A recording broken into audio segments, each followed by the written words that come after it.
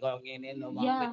pokoknya cuaca tidak menentu kadang panas kadang udan kadang panas aku nek kudanan numpak bis nek ora udan ora mesti tergantung apa nek iki ngerti sebab kok numpak bis lha sebabnya apa jodohe gede tak ceritani ya Mas aku mau budal mriki lho ah. Kan lewat Gorang Gareng iya ta Gorang Gareng dulurku lanang lho kok iso lho Gorang Gareng heeh lah aku kan kembar iki kembar piye ya jenenge Gorang karo Gareng oh kowe garenge kae gorange oh ngono lah mandeg nang perapatan golek apa golek pentol Mas cilok aku mau mandek ya toh tumbas pentol terus saya tangkepen sih iki kanggo sapa Bayu Rimbo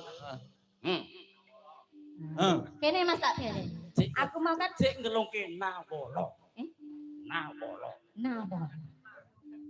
surat tau-tau leh tumbas pentol kamu aku mau kan tumbas pentol iya kan Mas aku mau gede ku sakmene yo lagi ngerti yen bakul pentol ki kok umine tolit oh ya emang yo asline ngono kuwi mbok ora ning dinggon ya bakul pentol diomongnya ora kok aku mau budal aku kak penasaran sama Mas bakul pentol kok tolit tak buka bareng tak buka ora sing tak buka ki dandange kuwi lho Mas ora bareng tak buka lah tibake tolit ki singkalan saka pentol sing didol kuwi pentol sing nek sing gedhi digawa dalange apa jenenge gawa pentol lah gawa pentol lah ku tak ya kok foto kirim iya lah nek penggoro bakul to heeh bakul mandek ning ndi ning Gorang Gareng perapatan aku mandek pasar Gorang Gareng tumbas getruk Wedhoke bakule asli kok Madura dikek tampah disungki. Tangane wis ciri khas wong Madura ngono kuwi, mulai sate mesti dijungki. Lah kaya roh eleh tahu nang Madura ki apa. Lah. Baleni nek ana bakul gethuk. Bakul gethuk disungki nggawa. Astane sing kiwa goceki tampah. Sing tengen nyangking tas. Aku tekok. Heeh. Nuwun sewu kepareng ngetosi kula nyuwun pirsa kula ajeng wonten dusun Dayah. Nggih, Mas. Niku mengke kula liwat putih gek jurusan putih kula dereng mangertos. Heeh. Amarga arep puting medine tangane repot. Karo ngene iki ya. Asake mriki. Mengke maju mriko. Mriko kanten perapatan. Bunderan. Menggok mriki.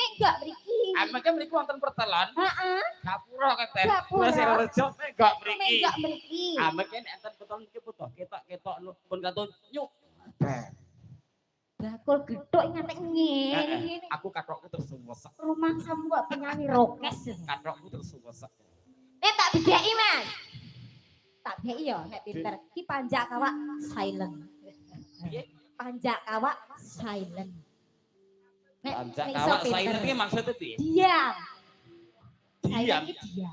Oh, tak bedheki ya, Mas. Iki ana barang sing munduk-munduk lho, Mas. Barang lho iki. Munduk-munduk kayak rupane ireng. Rupane? Yen mbok dudul. Kuwi mesti muni, "Au!" ngono, Mas. Apa? Kleru. Rupane ireng lho. Kleru. Blangkone dalang. Kleru. Tak baleni neh. Munduk-munduk rupane ireng. Yen mbok piyak. Suarane rupane abang. Enek abange barang. Bareng didudul muni, "Au!" ngono, Mas.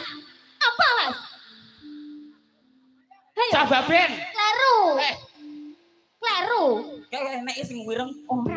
Ora. Iki ono bab kesehatan. Apa kuwi? Untuk membasmi nyamuk malaria. Kan di musim penghujan.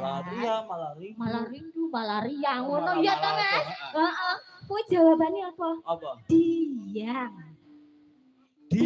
Oh, diang. Diang sapi, Mas. Kae rupane ireng, munduk-munduk, dipiak rupane abang. Bareng mbok dudul kok bansyuh. Panas sih Kak karuan. Anu, Mbak Yuli, Mbak. Biong sange. Mbak Yuyu. Mbak sinden iki gak sinden sapa Rini Gireh Petek. Iya. Asline ya Rini Diang. Rini Diang. Diangkrek mbok masal. Nuwun sewu